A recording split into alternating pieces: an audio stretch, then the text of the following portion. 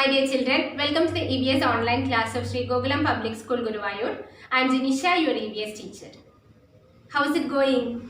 Hope you all are safe at home. How was your assessment? Hope you all have written the assessment very well. Before your exam, we had started a new lesson from our semester 2 textbook. Do you remember? What is the name of that lesson? Yes, lesson 2, Air and Water. We studied about the importance of atmosphere, layers of atmosphere, composition of air and properties of air. I showed you so many experiments. Hope you all have done the experiments at home. Did you do it? Today, let's discuss about water. We know that 3/4 of the earth is covered with water. Water is very important for all the life forms on earth. We can't live without water. Important processes like transportation of food and oxygen to different parts of the body and also removal of waste from our body requires water. Water is also needed by the plants to carry out photosynthesis. So water is very important for life on earth. Water dissolves most of the things. So water is called a universal solvent. The substances that are dissolved in water are called soluble substances. Can you say some example for soluble substances? Yes, salt, sugar, etc. The substances that are not dissolved in water are called insoluble substances. For example, chalk powder, sand, etc. When you add salt to water, what happens? Salt is dissolved in water. Then it becomes a salt solution. The substance that is dissolved in water is called a solute. So here, salt is the solute. The substance that dissolves the solute is called a solvent. So here, water is a solvent. Solute and solvent together form a solution. So here, salt water is the solution. Water contains so many impurities in it. It contains harmful substances and also disease-causing germs. So before drinking, these harmful substances and the disease-causing germs should be cleaned. Impurities from water can be removed by different methods. So first, let's discuss about removing insoluble impurities in water. Insoluble impurities can be removed by two methods, sedimentation and decantation and filtration. First, let's discuss about sedimentation and decantation.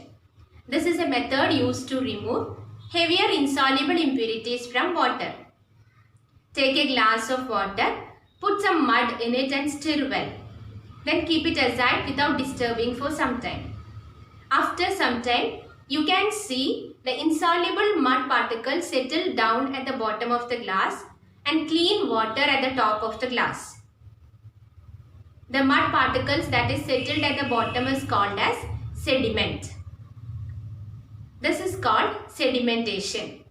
This method is used to remove heavier insoluble impurities from water. Now carefully pour out the clean water to another glass, so that the sediment will be left behind in the glass. This process is called as decantation. So by using sedimentation and decantation, insoluble impurities can be removed from water. The second method to remove insoluble impurities is filtration.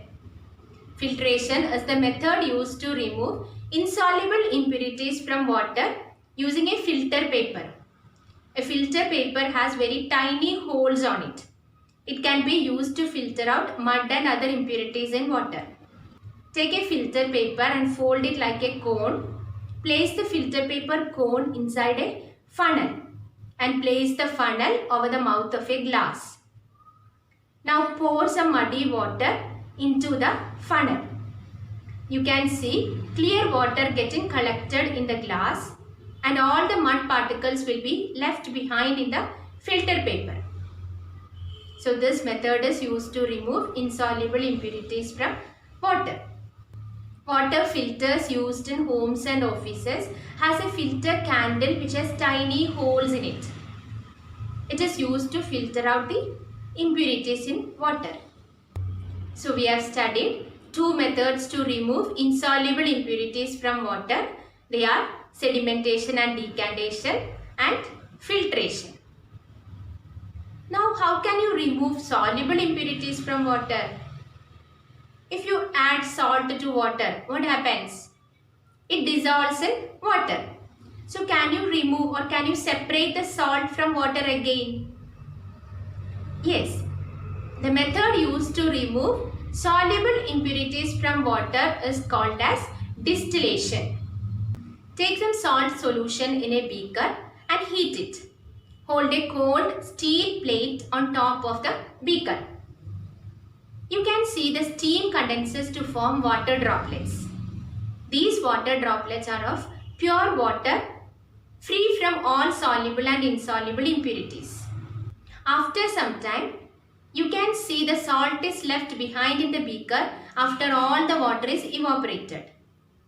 This method of evaporation followed by condensation is used to remove soluble impurities from water. It is called distillation.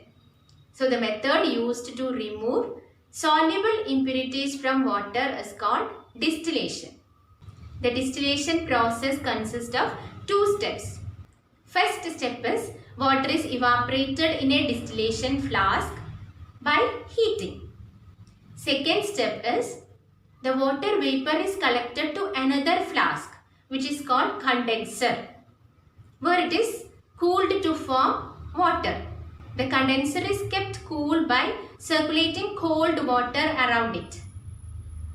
Salt and water can be separated in this way. The water collected in this way is the purest form of water.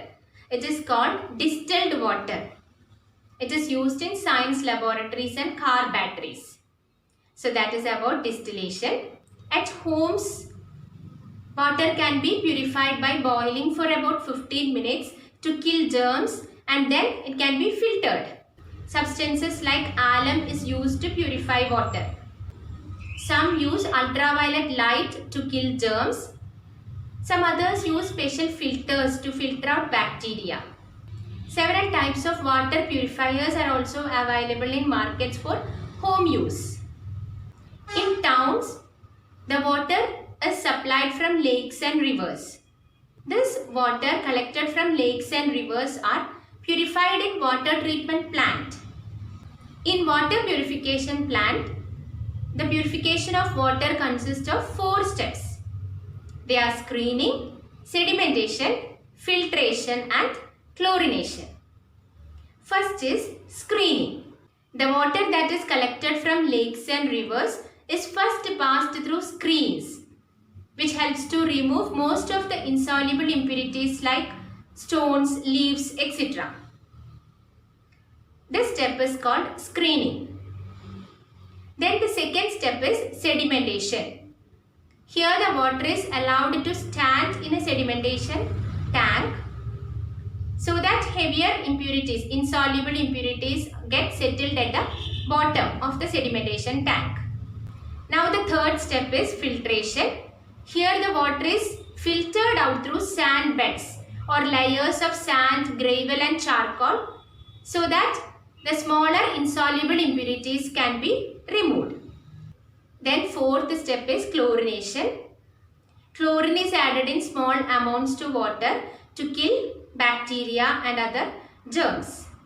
So this is the way in which water is purified in water purification plant. The pure water obtained after these 4 steps are supplied in towns. Today we have discussed about different methods to remove insoluble and soluble impurities from water, and also we discussed about the different steps of water purification used in water purification plant. Hope you all have understood the topic. Read textbook page number 22, 23, 24 and 25. From notebook, study question number 5 from fill in the blanks, question number 4 from name the following, question number 4, 5, 6, 7 from answer the following. Hope you all have completed writing the notes of this lesson. Do the text exercises as homework, that is page number 26 and 27. A YouTube URL is attached along with this. Watch the video. A test paper is also attached along with this. Do the test and submit it. So let's meet in the next class. Thank you.